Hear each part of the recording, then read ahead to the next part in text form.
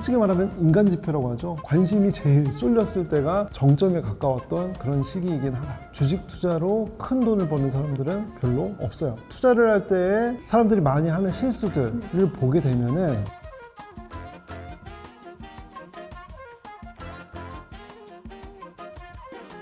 기사를 제가 최근에 봤는데 지금 20, 30대 월급으로 서울에 내 집 마련하려고 하면은 한 80년이 넘게 걸린다고 하더라고요. 빨리 돈을 굴리고 싶은 마음에 레버리지 투자도 많이 하거든요. 많이 하죠.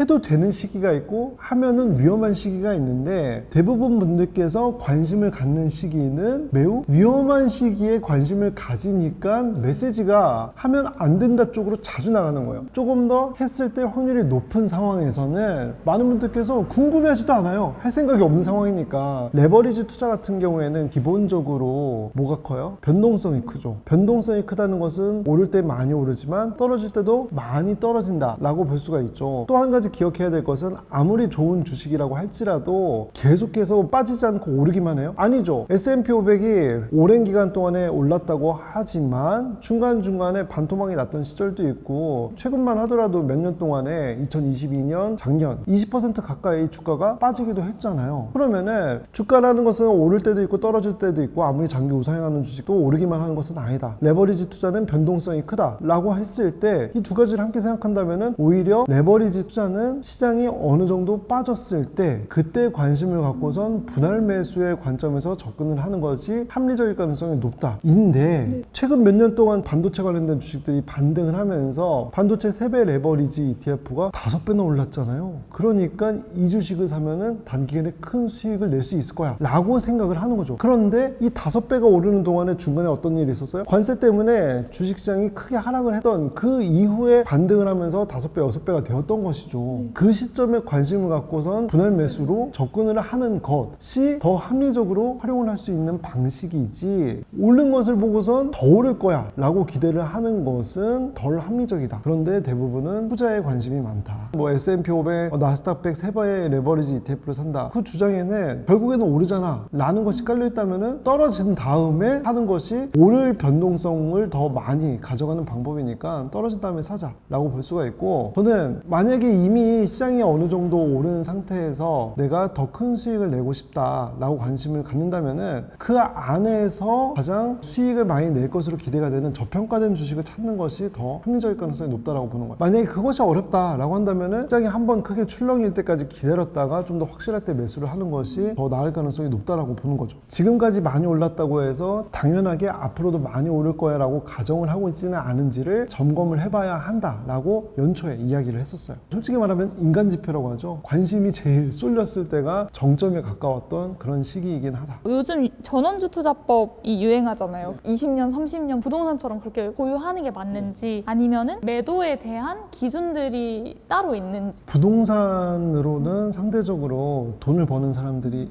많죠. 그런데 주식 투자로 큰 돈을 버는 사람들은 별로 없어요. 그 두 개의 가장 큰 투자를 할 때 사람들이 많이 하는 실수들을 보게 되면은 부동산을 갈아탄다고 하죠. A라는 집에 살고 있다가 더 비싼 B라는 집으로 갈아탄다 라고 했을 때는 명확한 이유가 있어요. 이거보다 더 좋은 거. 더 좋은 거에는 뭐 여러 가지 내가 이 집을 더 마음에 들어하는 입지적인 요소도 있고 아파트 자체에 대해서 더 좋은 부분도 있고 평수가 큰다든지 등등의 내가 반드시 B라는 아파트로 갈아타야 하는 이유가 명확하죠. 그런데 주식 투자를 할 때는 그 기준이 없어. 내가 어떠한 주식을 팔아야 할 때는 그 기준들이 없어졌을 때인 거예요. 근데 예를 들어서 아이폰이 처음 나왔을 때 그때 아이폰이 너무 마음에 들어요. 그때는 사실 처음에 나왔을 때는 아이폰이 다른 스마트폰에 비해서 여러 가지 성능에 있어서 압도적이었거든요. 이 아이폰이 너무 마음에 든다. 그리고 출시되자마자 아이폰을 사겠다고 많은 사람들이 매장 앞에 줄을 서고 있네. 아이폰은 대세다. 앞으로 당분간 이 아이폰을 이길 만한 스마트폰은 없을 것 같다 라는 아이디어를 갖고선 투자를 했어요. 꽤 오랜 기간 동안에 아이폰, 아이패드, 에어팟 등등이 나오면서 생태계를 구하고 사람들은 계속해서 아이폰을 많이 썼죠. 근데 그 이후에 어느 정도 시점이 지나고 나니까 스마트폰에 있어서도 갤럭시도 아이폰만큼 훨씬 좋아졌고 중국산 스마트폰도 충분히 아이폰하고 경쟁을 할 수 있을 만큼 기술 개발이 잘 되고 예전만큼 아이폰이 압도적이지가 않네.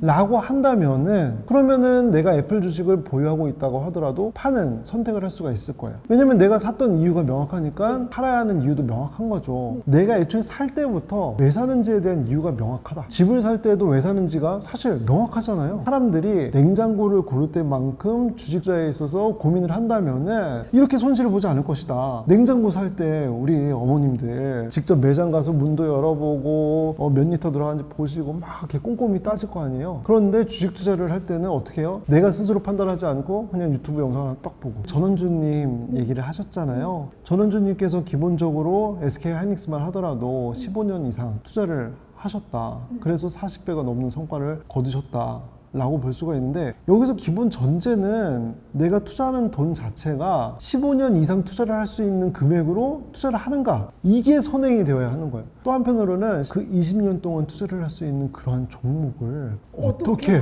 그 회사가 삼성전자가 지금은 너무 좋은 회사인데 20년 후에도 삼성전자가 너무 좋은 회사인지를 어떻게 알아요? 투자를 할 때에도 내가 기업에 투자한다 라고 생각하면 너무 어려워요. 우리가 알 수 있는 것은 소비자로서의 경험이 있잖아요. 내가 어떠한 제품을 쓰는데 이 제품은 20년은 거뜬히 버틸 거야 라는 관점으로 바꾸는 거죠. 그러면 변함이 없는 사실부터 확실하게 짚고 넘어가자. 예를 들어서 아마존이 지금 당일 배송 서비스를 많이 도입하고 있거든요. 상대적으로 아마존이라는 전자상거래 플랫폼은 지금 기준에서 봤을 때 없어질 가능성이 매우 낮죠. 이러한 기준으로 내가 알고 있는 거에 집중을 해서 막 AI 앞으로 어떻게 될까 이런 거 말고 내가 알고 있는 이 회사의 제품과 서비스 여기에 집중을 해서 20년 후에도 반드시 필요로 할 것인가에 대해서 생각을 해보는 거죠. 두 번째로 질문 들어올 수 있는 게, 정말 그 하나의 회사가 20년 후에 주가가 많이 뛴다는 보장이 있습니까?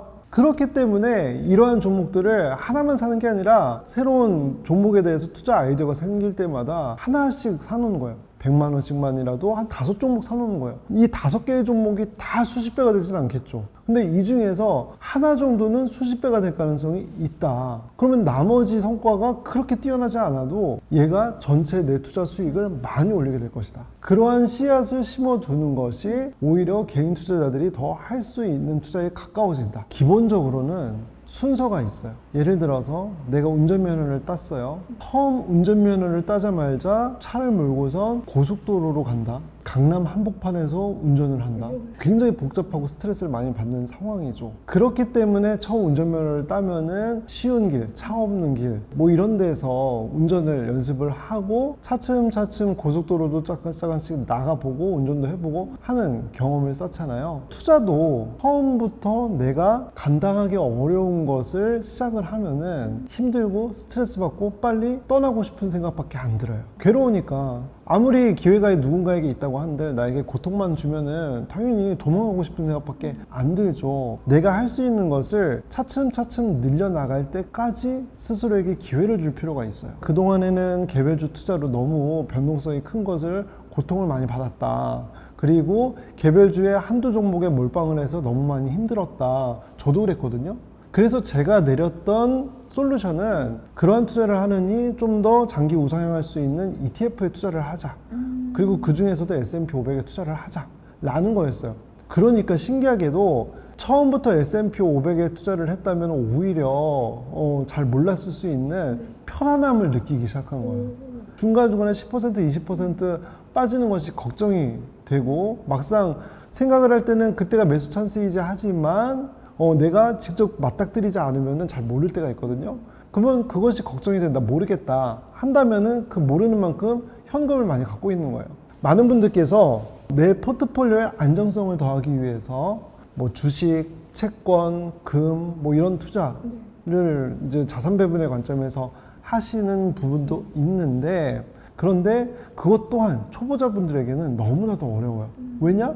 주식 하나도 제대로 알기가 어려운데 채권 금 막 늘어놓는다고 해서 그것이 그냥 마냥 안정적으로 운용되는 것은 아니거든요. 여러 개의 자산을 깔아두는 것이 아니라 내가 확실하게 알아야 하는 주식, 그리고 확실하게 고정되어 있다라고 생각하는 현금, 이 두 가지를 갖고선 이 비중을 내가 확신을 느낄 때까지 현금을 더 많이 보유하고 있는 거예요. 그러면서 내가 투자를 계속 해 나아갔더니, 그리고 중간중간에 한 번씩 빠지는 것을 봤더니 반등을 다시 하는구나. 한 번 봤어요.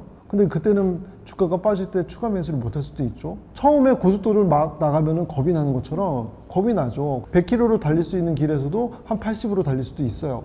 근데 다음에 빠졌을 때는 한번 경험했으니까 내가 할 수 있는 것이 좀 늘어나서 이번에는 내가 100만큼 현금을 갖고 있다면은 한 30만큼은 넣을 수 있어. 이러면서 내가 할 수 있는 것을 조금씩 늘려나가는 거예요. 그러다가 다음에 또 시장이 하락을 했을 때는 이번에는 ETF가 아니라 개별 주식을 한번 사보자. 이런 식으로 내가 할 수 있는 것을 늘려나가야지 결국엔 내가 할 수 있는 게 많아지지, 내가 할 수 없는 것 투성이에서 아무리 헤매봤자 저절로 잘하게 되는 것은 아니더라. 방금 현금 얘기해 주셨는데 어느 정도의 비중으로 가지고 있으면 좋다고 생각하세요? 이론적으로는 이제 S&P 500을 기준으로 해서 우상향이라고 한다면은 현금은 없는 것이 수익의 관점에서는 더 합리적이에요. 현금을 갖고 있다는 것 자체가 오름의 기회를 날린다는 것이기 때문에 현금의 비중이 낮은 것이 더 합리적이긴 하죠. 다만 구분을 해야 돼요. 숫자로 드러나서 수익이 높은 것과 내가 할 수 있는 것은 달라요. 내가 실제로 투자를 할 수 있어야지 그 성과를 거두는 거잖아요. 근데 처음 투자를 하시는 분들은 이걸 구분을 못해요.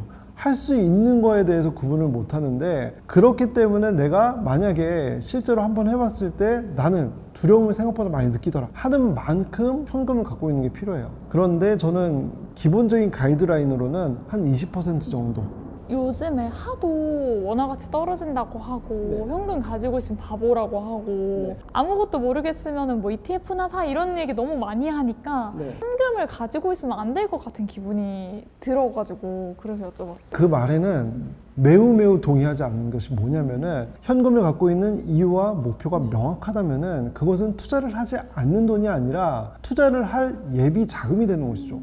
전략인 거죠. 그렇기 때문에 그런 말에 휘둘릴 필요는 없고 내가 할 수 있는 게 맞는지를 스스로에게 묻는 게 더 맞겠죠. 그런데 이 할 수 있는지에 대해서 가늠을 할 때 우리 가게 내에서의 현금 흐름이 그만큼 뒷받침이 되는지도 중요해요. 예를 들어서 내가 만약에 젊어요. 그리고 직장이 안정되어 있어요. 월급이 따박따박 들어오고 나의 지출도 들쭉날쭉하지가 않고 일정하게 쓸 수 있다라는 계획을 세울 수가 있어요. 한다면은 내가 매달 투자할 수 있는 자금이 예측 가능한 범위이죠. 이렇게 되면은 또 현금의 비중이 낮아도 괜찮겠죠. 그런데 내가 만약에 상대적으로 나이가 많아요. 그리고 프리랜서라서 수입이 들쭉날쭉해요. 예측이 잘 안 될 수가 있죠. 한다면은 오히려 지금 현금의 비중을 조금 더 많이 비축을 해두는 것이 맞을 수도 있죠. 투자를 감성으로 접근을 하니까 성과가 잘 안 나는 가능성도 높아지는 거죠. 근데 이거는 많은 주식 투자를 하시는 분들이 공통적으로 저지르는 실수가 될 수가 있죠. 그래서 원래 우리가 시험을 볼 때도 잘 보려면은 오답 노트를 만들잖아요. 한 번 틀린 문제를 또 안 틀리려고 노력을 하고 그래서 성적을 올리는 거잖아요. 투자도 똑같아요. 저라고 한들 한 번 틀렸던 문제를 또 안 틀려봤겠어요? 특히 투자에서는 수십 번도 더 틀렸어요. 이게 이번에는 아니야. 경험 안 해봤겠어요? 많이 해봤거든요.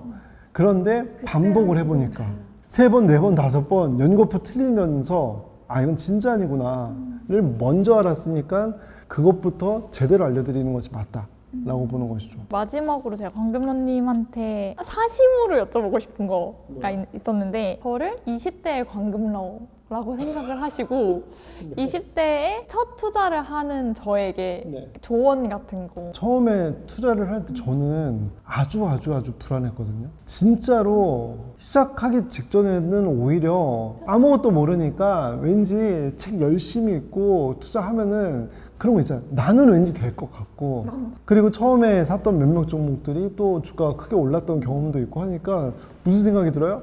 감이 있구나, 막 이런 생각이 들어요. 그런데 투자를 하면 할수록, 공부를 하면 할수록 오히려 헷갈리는 지점들이 많이 생기더라고요. 내가 과연 성과를 낼 수 있는 사람이 맞는가? 이 시장은 나에게 맞지 않는 시장인가? 주식 그만할까? 이런 생각을 실제로 많이 했었어요. 더 큰 문제는 꽤 오랜 기간 동안에 공부를 했음에도 불구하고 수익률이 거의 없었다는 것을 보았을 때 1%도 안 났어요. 한 6, 7년 정도 샀다 팔았다 해갖고 주가가 오를 때는 막 3, 4배까지 올랐던 적도 있고 떨어질 때는 막 반토막 반의 반토막 이런 것들 경험하면서 느낌이 있잖아요. 내가 투자한 금액 대비 지금 갖고 있는 잔고가 거의 차이가 없을 것 같은데 까보니까 실제로 1%도 안 되더라고요, 수익률이. 그걸 보면서 한편으로는 안도하는 내 모습. 그런데 한편으로는 과연 이렇게 해서 내가 한 7년 동안 이렇게 했는데 수익을 못 낸 걸 보면은 할 수는 있는 걸까?